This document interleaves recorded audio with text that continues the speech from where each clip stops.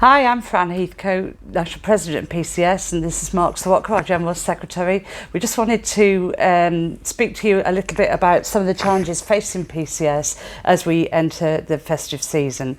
Obviously, we hope all our hard-working members enjoy a bit of time off with their friends and family over the Christmas period, but also that we refresh ourselves for what is obviously going to be a very busy new year.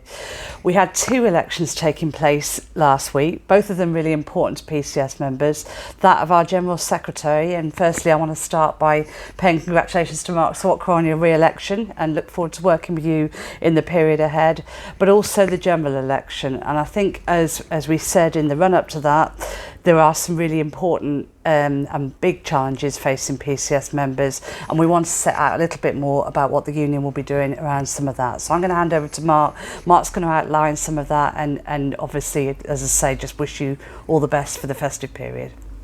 Well, thanks very much, Fran. And can I first of all thank all those people who campaigned and voted for me in the General Secretary election. It's a fantastic honour and privilege to be elected for a 5th term to lead our great union.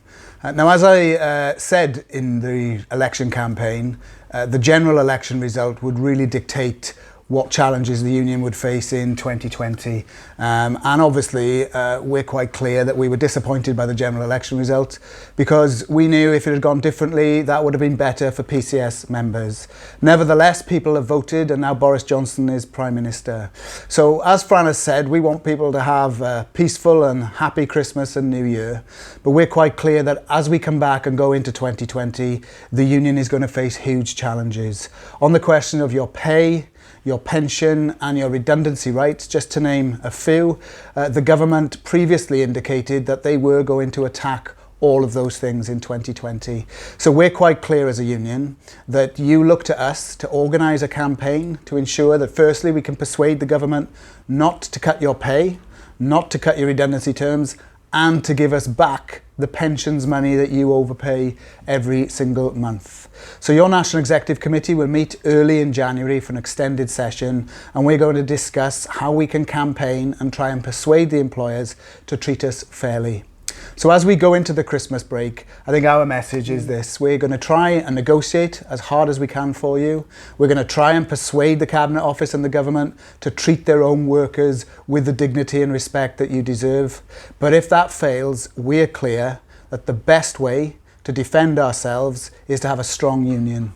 So I hope that you will not just persuade colleagues who aren't in the union to join, you consider yourself getting active in our union, and certainly your New Year's resolution will be to be active in our decision making, vote in any ballots that we have, attend any meetings we call, and remember, the stronger the union, the better chance you have in 2020 of fair pay, decent pensions and decent redundancy rights. Thanks very much, Merry Christmas and a Happy New Year.